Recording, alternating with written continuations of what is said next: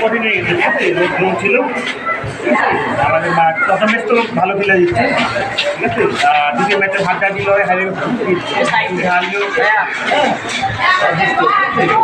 আসলে হাত করে দিচ্ছিলাম সেটা